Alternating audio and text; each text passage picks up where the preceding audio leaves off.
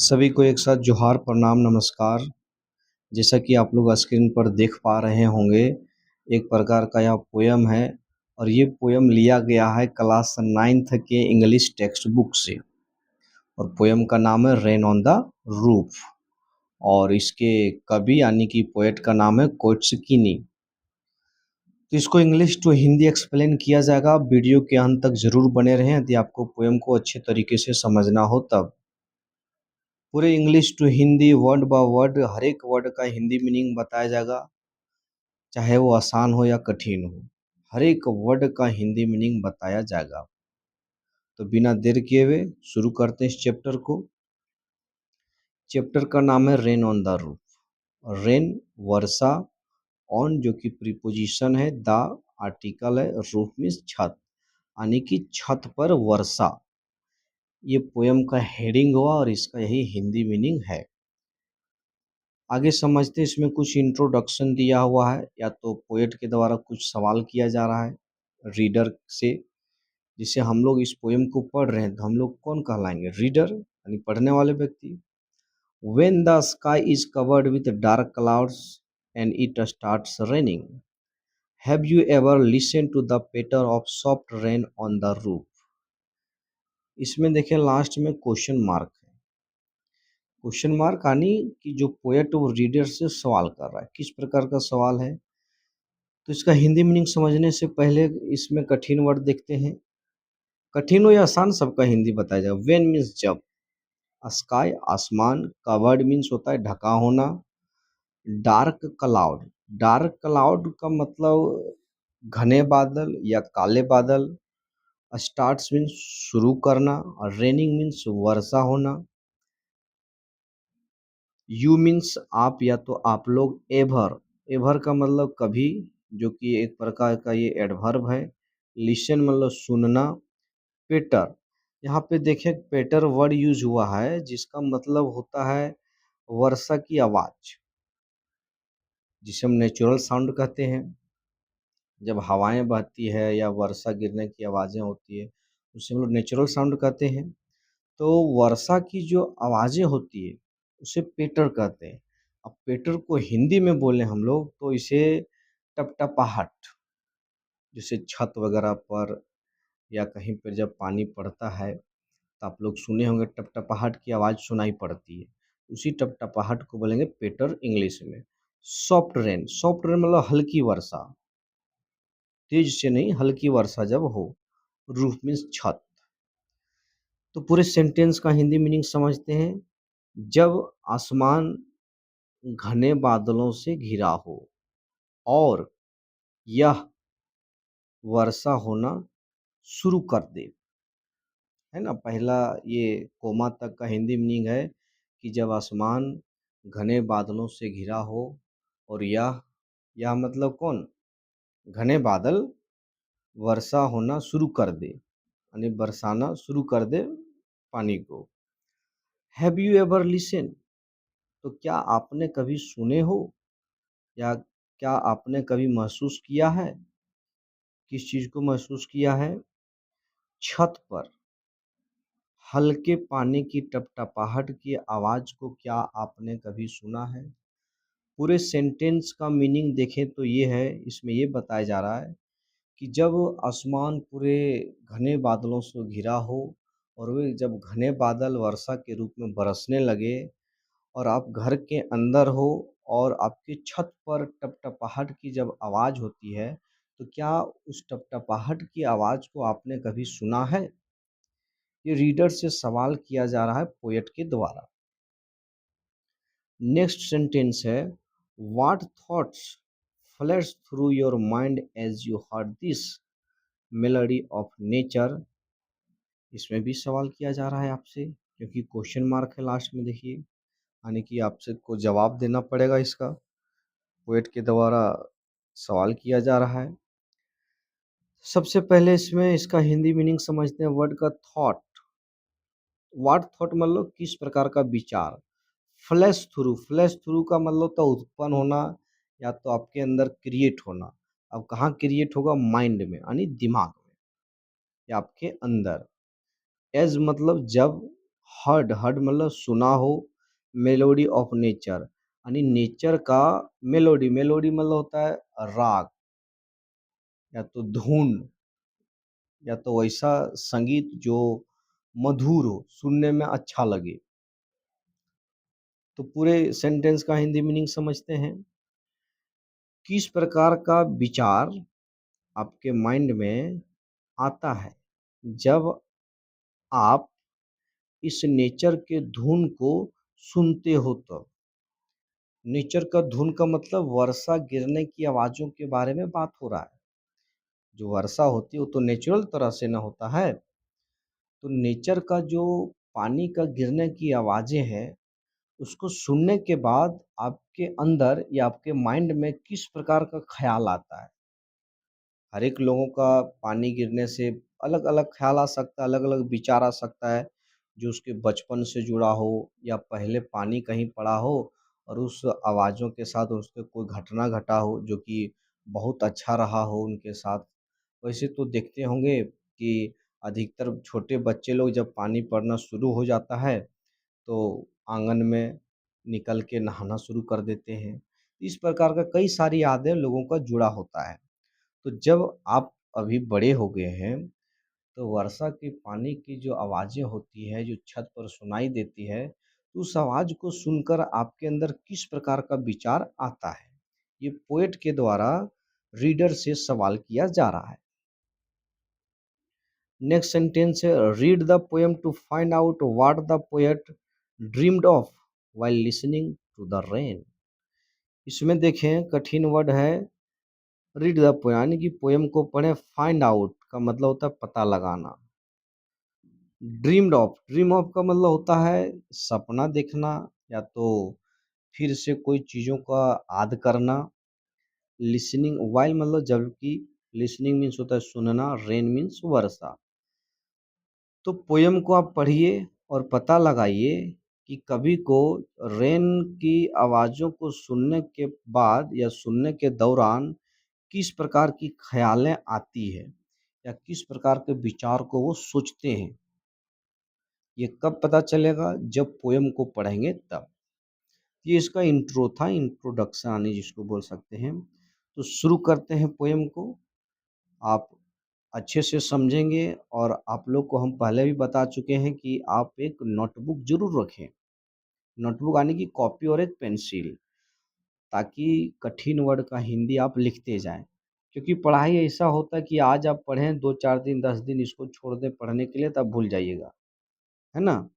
तो रेगुलर पढ़ना होता है तब आपको याद रहेगा, समझ में आएगा बढ़िया से, अच्छी तरह से। तो पोएम को शुरू करते हैं, when the humid shadows hover over all the starry spheres, and the melancholy darkness gently weeps in rainy tears. What ye bliss to praise the willow of a cottage chamber bed, and lie listening to the patter of the soft rain overhead. ये first stanza है। तो सबसे पहले हम इसमें कठिन word को देखेंगे और एक-एक लाइन का हिंदी बताएँगे। ऐसा नहीं कि पूरा अभी जैसे हम पढ़ें, वैसे पूरे स्टेंजा का एक ही बार हिंदी मीनिंग बता दिए, उस प्रकार से नहीं होगा। आप लोग वीडियो के अंत तक ज़रूर बने रहें, भले वीडियो लंबी बनेगी, क्योंकि डिटेल बताया जा रहा है और इसमें बहुत सारे डिटेल हैं, फिगर ऑफ स्पीच, बहुत सारे चीज़ें जो कि नहीं बताया जाएगा, बहुत लॉन्ग हो जाएगा वीडियो। तो आइए शुरू करते हैं इसमें कठिन वर्ड को। व्हेन मीन्स जब, ह्यूमिड शैडोज़, यहाँ पे ध्यान देना आप लोग को। जैसे ह्यूमिड, ह्यूमिड का मतलब तो नमी होता है, शैडोज़ का मतलब तो छाया होता है। ये तो इसका रियल मीनिंग हुआ। लेकिन पोएम के अनुसार यहाँ ह्यूमिड शैडोज़ बात हो रहा है किसके बारे में? बादल के बारे में। तो ह्यूमिड शैडो का मतलब हो जाएगा, दोनों वर्ड को एक साथ बोलेंगे और इसका मतलब होगा बादल। यानी छाया, या तो बोले वैसी हवा जिसमें नमी हो, या सिंपली बोले तो बादल। होवर, होवर का मतलब होता है मंडराना, इधर-उधर घूमना, सैर करना। Over all the stratospheres, over all मतलब उसके ऊपर से, ओवर का मतलब यही होता है, लेकिन यहाँ स्टेरियस्फेयर्स लिखा हुआ है। अब स्टेरियस्फेयर का मतलब क्या होता है? देखिए स्टेरी जो कि स्टार से मिल रहा है और इसका मतलब भी वही है, स्टेरी मतलब तारे और स्फेयर, स्फेयर मतलब आसमान। इसका मतलब ये हुआ कि तारों से भरा हुआ आसमान। तो 2 लाइन में कुछ कठिन वर्ड थे उसको बता दिया गया। अब इसको हम पढ़ते हैं। क्या है कि जब बादल मंडरा रहे हो इस तारे भरे हुए आसमान के ऊपर, या तो तारे भरे हुए आसमान में जब बादल मंडरा रहे हो तब क्या होता है। And the melancholy darkness gently weeps in rainy tears। यहाँ पे ध्यान देंगे मेलनकली डार्कनेस। एक तो मेलनकली का मतलब होता है उदासी, नाराजगी, या तो ऐसा उदासी या नाराजगी जिसको भुलाया नहीं जा सकता है, बहुत लंबे समय तक आदर रहेगा लोगों के अंदर, वैसी दुख तकलीफ। और डार्कनेस का मतलब होता है अंधेरा। यहाँ पे जब ये पोएट लिखे हैं इस पोयम को, तो ये डे का बात नहीं हो रहा है, रातें की बात हो रही है। तारों से भरा आसमान कब दिखता है, रात में या दिन में? रात में। तो ऑब्वियस है कि तो रातें की बात हो रही है। तो क्या होता है, या मेलनकली डार्कनेस का मतलब होता है कि दुख से भरा हुआ अंधेरा, या तो बोले तो कवि एक प्रकार से दुख ही में है, वो बेचारा नाराज है। इस लाइन का मतलब यही हुआ। मेलनकली डार्कनेस का मतलब कवि पूरा तरह से नाराज है, उदास हैं। क्यों उदास हैं? क्योंकि पूरे आसमान में बादल छा गया है और तारे छिप चुके हैं। जेंटली, जेंटली का मतलब होता है धीरे से। विप्स मतलब रोना। रेनी टीयर्स, टीयर्स मीन्स आंसू होता है। रेनी टीयर्स मतलब वर्षा के रूप में आंसू बरसना। व्हाट ये bliss to press the pillow, bliss means होता है आनंद, खुशी, प्लेजर। प्रेस का मतलब यहाँ जगह दबाना, या किसको दबाना, तकिए को। Cottage chamber bed, cottage chamber bed का मतलब, कॉटेज का मतलब तो होता है एक झोपड़ी, या तो सिंपली हो जाएगा कवि का घर। चेम्बर मतलब उनका कमरा। अब बेड मतलब अपने घर के कमरे का बेड, उसकी बात हो रही है। लाई मतलब होता है लेटना। लिसनिंग मतलब सुनना। पेटर अभी तो बताए थे इंट्रोडक्शन में, टपटपाहट। सॉफ्ट रेन मतलब हल्की रेन का, यानी हल्के बारिश का। ओवरहेड मतलब सर के ऊपर। तो यहाँ पर देखिए कवि क्या बताना चाह रहे हैं। कवि ये बता रहे हैं, सिंपली तो इसमें बोलेंगे कि कवि तो उदास हो जा रहे हैं। क्यों? जब काले बादल मंडराते हैं इस तारे भरे हुए आसमान में, तब क्या होता है कि जो मेलनकनी डार्कनेस है, यानी कि जो अंधेरा छाया हुआ है, वो रेनी के रूप में यानी वर्षा के आंसू के रूप में धीरे धीरे बरसने लगते हैं। कौन धीरे धीरे बरसने लगता है? बादल, है ना। बादल को मानव के रूप में यहाँ बताया गया है, जो कि बोले तो पर्सोनिफाई किया गया है इसको। क्या बादल कभी रो सकता है? मानव रोता है ना, तो उसे कंपेयर किया गया है, पर्सोनिफाई किया गया है कि जो बादल हैं, काले घने बादल, वो वर्षा के रूप में बरसने लगते हैं। सिंपली बोले तो अपना दुख तकलीफ को मिटा रहे हैं कभी, किस प्रकार से? अपने आंसू को बहाकर, है ना। लोग जब उदास होते हैं, नाराज होते हैं, बहुत ज़्यादा तकलीफ होता है, तो लोग क्या करते हैं? रो देते हैं अकेले में। उससे क्या होता है कि उनका दुख तकलीफ थोड़ा कम होता है, हल्का होता है, ब्रेन हल्का हो जाता है। तो उसी प्रकार से कवि बता रहे हैं कि जब उसके पास बहुत सारी समस्याएं होती है, या बोलें तो पूरा बादल से आसमान घिर जाता है, उनको कुछ नहीं दिखने लगता है, पूरा एकदम क्या बोले स्ट्रेस हो जाते हैं, तो वो आंसू बहा देते हैं। जिस प्रकार से जब पूरे आसमान में, वातावरण में तारों से भरा हुआ जो कि चमकता है, खुशहाली रहता है, लेकिन जब आ जाती समस्याएं तो वो खुशहाली खत्म हो जाती है ना। तो कवि यहाँ यही बताना चाह रहे हैं कि जब काले बादल छा जाते हैं वो चमकते हुए तारे के आसमान में, तब वो जो रात है वो अंधेरा आंसुओं के रूप में बरसना शुरू हो जाता है। तो यहाँ कवि अपना दुख को दर्शा रहे हैं कि जीवन पहले खुशहाल था, अच्छा था, फिर परेशानियाँ आई, और वो परेशानियाँ को हम कम करने के लिए, हटाने के लिए क्या किए? आंसू के रूप में थोड़ा हम निकालें अपने आँखों से, जैसे कि ये जो अंधेरा है बरस रहा है आंसुओं के रूप में। तो फिर आगे कवि बता रहे हैं, क्या बताते हैं कि what you believe to press the pillow, जब इस प्रकार का वर्षा हो रात में, है ना, तो तकिए को अपने कमरे के अंदर दबाकर अपने बेड पर सोने में कितना मजा आता है ना। कभी कह रहे हैं कि अपने सर के ऊपर जब हल्की वर्षा के पानी का टपटपाहट की आवाज़ सुनो और अपने कमरे में चले जाओ और वहीं तकिए पर लेट जाओ और उसके मधुर आवाज़ों को सुनो और इस उस मधुर आवाज़ को सुनकर सोने में बहुत मज़ा आता है, अच्छा लगता है। कवि का यही कहना है। यानी कवि क्या करें, अपने दुख तकलीफों को अब हटा दे रहे हैं, है ना, उसी में नहीं पड़े रहना है। और लोगों को यही संदेश वो देना चाह रहे हैं कि तकलीफ़ें आ गई, उसको हटा देना है। कुछ देर के लिए सोच विचार करके फिर आपके अंदर खुशहाली ज़रूर आएगी, है ना? तो कवि ये बता रहे हैं कि उस वर्षा जो होता है ना, उससे भी आनंद मिलता है। जैसा कि कवि आनंद ले रहे हैं। आपके अंदर जो तकलीफ़ें आएगी, उस तकलीफ़ों के बाद खुशियाँ आएगी। जैसे कि कवि के साथ हो रहा है। कवि के साथ क्या हुआ कि वो जोड़ रहे हैं वर्षा को।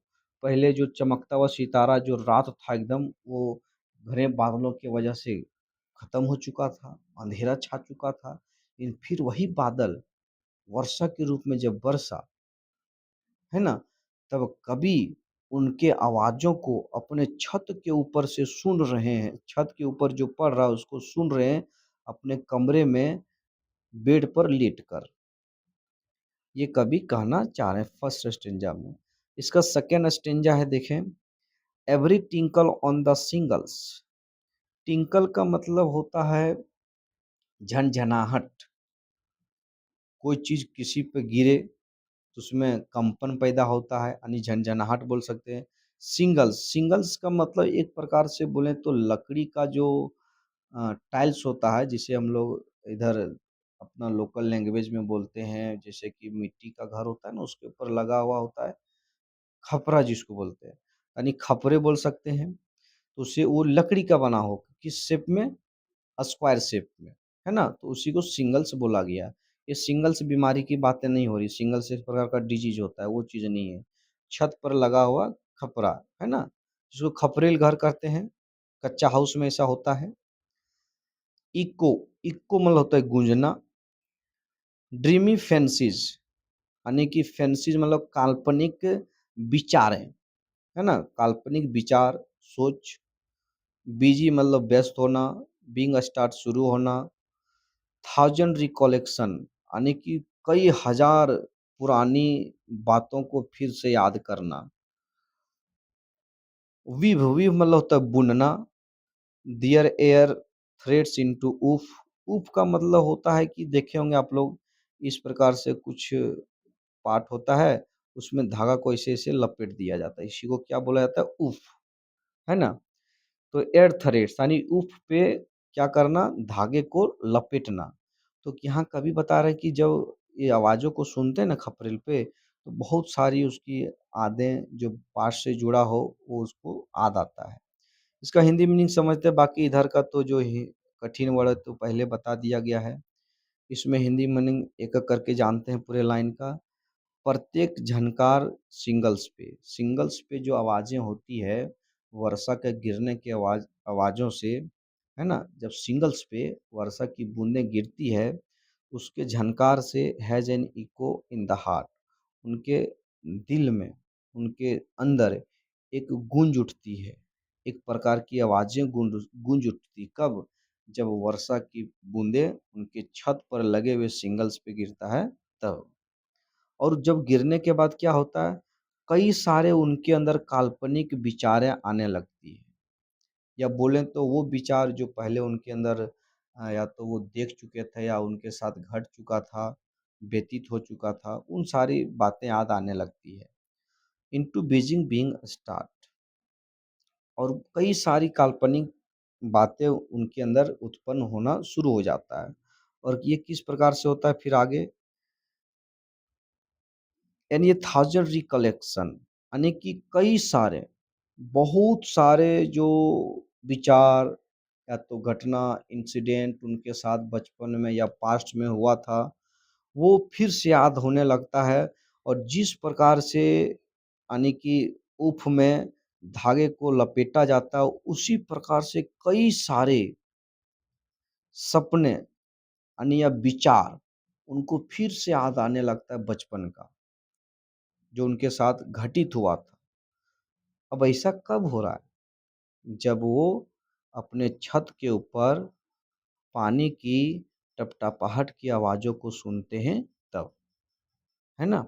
तो सेकंड स्टेंजा का मतलब ये था कि सिंगल्स पे यानी घर के छत के ऊपर लगे हुए खपड़े पे जब सुनते हैं पानी की बूंदे की आवाज़ों को, तो उनके अंदर कई सारी काल्पनिक विचारें क्रिएट होने लगता है या वो सोचने लगते हैं। और पास्ट में जितना भी उनके साथ इंसिडेंट हुआ था, घटना हुआ था जो उनको अच्छा लगे, अपनी बचपन से जुड़ी हुई यादों को वो फिर से याद करने लगते हैं और बहुत सारा विचार उनके अंदर उत्पन्न हो जाता है ना? तो ऐसा कब हो रहा है? जब वो पानी की बूंदे को सुन रहे हैं तब, है ना? समझ सकते हैं नेचर में ये पावर होता है कि उनकी जो पास्ट की विचार था वो उनको फिर से याद आने लगा है।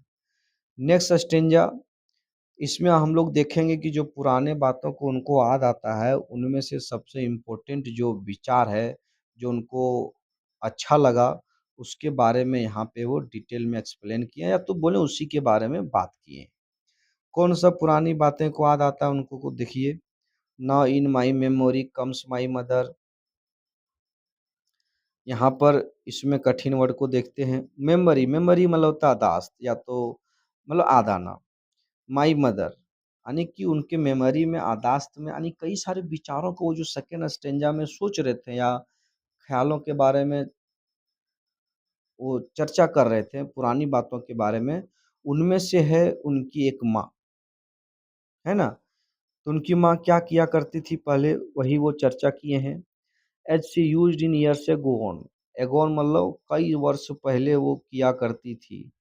क्या किया करती थी देखो, to regard the darling dreamers. और रिगार्ड का मतलब होता है देख रेख करना, डार्लिंग ड्रीमर्स का मतलब हुआ, एक तो डार्लिंग का मतलब होता है प्यारा, अच्छा, है ना, लवली। ड्रीमर्स, ड्रीमर्स का मतलब हो रहा है यहाँ पोएट और उनके भाई बहन, है ना, जिसको सिबलिंग्स बोलते हैं, उन्हीं के बारे में बात हो रहा है। अब यहाँ एक वर्ड है देखें, E R E, ere. Ere का मतलब यहाँ पे होगा बिफोर, बिफोर, है ना, B E F O R E, before यानी पहले। लेफ्ट मतलब छोड़ देना या तो ऐसा पहले हुआ था। टिल द डाउन, डाउन का मतलब होता है, इसको डॉन पढ़ते हैं, डॉन का मतलब होता है सुबह होना, राइज। यहाँ पे फिर है लेफ्ट, ये सॉरी लिस्ट, लिस्ट का मतलब होता है सुनना, ये भी शॉर्ट में लिखा हुआ, ये लिसन का शॉर्ट है, L I S T N, listen का शॉर्ट है। इसमें फॉन्ड, फॉन्ड मतलब होता है प्यारा, लुक मतलब नज़र, रिफ्रेन का मतलब होता है वर्षा की बूंदों की आवाज़ों को बोलेंगे रिफ्रेन, है ना। अब यहाँ देखें आप लोग, अब हम बूंद बोल रहे हैं, ये नहीं समझिएगा कि वर्षा और बूंद एक ही चीज़ होता है, नहीं, वर्षा जब बरसती है वो बूंद बूंद में बरसती है ना, तो उसकी आवाज़ को हम बोलेंगे प्लेड मतलब बजना। बाकी तो इधर सब मीनिंग पहले बता दिया गया है, इसमें हम लोग समझें और विचार करें। लास्ट स्टेंजा में कवि बता रहे हैं कि जब वर्षा के जो पानी की टपटपाहट की आवाज़ को वो सुनते हैं, जो छत पर उनके सिंगल्स पे पड़ता है, उसको जब सुनते हैं तो बहुत सारे ख़्यालें उनके अंदर आती है। तो उनमें से सबसे इम्पोर्टेंट या बोलो तो सबसे अच्छा जो विचार है, वो ये है कि उसकी माँ पहले पास्ट में किया करती थी। क्या किया करती थी, जो उसके बारे में उनको ख़्याल आता है, वो अपने बच्चों को पूरे एकदम बोले तो देखती थी, है ना? कब देखती थी? सुबह होने से पहले, यानी कि उनको पता था, या तो बोले तो इसका मीनिंग ये है कि उसकी माँ रात में जब ये सारे बच्चे यानी कवि और उनके भाई बहन जब सो जाते थे, तो सुबह होने तक तो जगेंगे नहीं, है ना? तो उसके पहले यानी जब वो सोने जाते थे बच्चे लोग, उस समय उसकी माँ हर एक बच्चों को बहुत अच्छे तरीके से यानी कि फॉन्ड लुक का मतलब होता है प्यारे नज़र से, अच्छे नज़र से देखा करती थी। और उसके माँ को पता था कि ये सारे बच्चे अभी नहीं जगेंगे, कब जगेंगे? जब सुबह हो जाएगी तब, है ना? तो उनको ये याद आता है उनकी माँ का जो प्यारा-सा नज़र था, वही नज़र उनको फिर से याद आ गया, जो उसकी माँ देखा करती थी उन नज़रों से। कब? जब ये छोटे होते थे तब, है ना? तो कवि यही कहना चाह रहे हैं इसमें कि जब वर्षा की आवाज़ों को वो सुनते हैं, तो बहुत सारे ख़्यालों को उनको याद आता है। उनमें से एक इम्पोर्टेंट ये है कि जब वो बचपन में थे तब उनकी माँ सोने से पहले हर एक बच्चों को एक अच्छे नज़र से यानी कि बहुत प्यारा भरा हुआ नज़र से देखा करती थी और वहाँ से चली जाती थी। तो ये जो उनका प्यारा भरा नज़र था, वही नज़र, वही इंसिडेंट इनको फिर से याद आ गया। तो ये सारी बातें कब याद आया? जब ये वर्षा की बूँदों की आवाज़ों को सुने तब, है ना? तो ये पोयम यहीं समाप्त होता है। सिंपली हम बोलें तो ये पोयम में चर्चा किया गया है इस बारे में कि आपके पास समस्याएँ आएगी। जो समस्या जिस चीज़ से बना है उसको आप खुशहाली में बदलने का कोशिश कीजिए। कभी शुरू में बताते हैं क्या कि अंधेरा छा गया है, बादल छा गए हैं, वर्षा होने लगा, है ना? परेशानियाँ होने लगी, लेकिन फिर वही वर्षा की वजह से जो पुरानी ख़्यालें थे उनके अंदर जो व्यतीत किए थे अपने जीवन में पहले, वो फिर से याद आ गया, है ना? तो इसका थीम बोलेंगे healing power of nature's music, है ना? इसका थीम हो जाएगा healing power of nature's music, यानी कि हमारे जो नेचर है, प्रकृति है, उसके संगीत की आवाज़ों को पावर के बारे में बात हो रहा है कि हमारे नेचर में जो संगीत होता है, उसमें एक ऐसी शक्ति होती है, जो कोई भी आपके अंदर दुःख, तकलीफ़ या परेशानियाँ या स्ट्रेस है, उसको दूर कर देती है ना? तो ये पोएम था, पोएम को पूरा डिटेल एक्सप्लेन किया गया। आप यदि चाहते हैं कि इसी प्रकार से और पोएम को एक्सप्लेन किया जाए और एक बात आप लोग को हम और बता देना चाहते हैं कि कई दिनों के बाद लगभग 1 से 2 महीनों बाद मैं वीडियो को रिकॉर्ड कर रहा हूँ, तो थोड़ा हेजिटेशन होता है। क्लास में पढ़ाना बच्चों के सामने एक अलग होता है, वो तो उसमें तो एक्सपीरियंस है। इसमें होता है कि स्क्रीन के सामने बैठ जाना है और पढ़ाना है, तो थोड़ा-मोड़ा मिस्टेक्स हो ही जाती है। तो इसको नज़रअंदाज करते हुए आप लोग आगे बढ़ते रहें, चैनल को सब्सक्राइब करें और कई सारे वीडियो हर एक क्लास का 8, 9, 10, 7 हर एक क्लास का जो चैप्टर है, चाहे स्टोरी हो, पोएम हो, उसे अपलोड किया जाएगा। तो वीडियो को मैं यहीं समाप्त करता हूँ। सभी को एक साथ जय हिंद, जय भारत।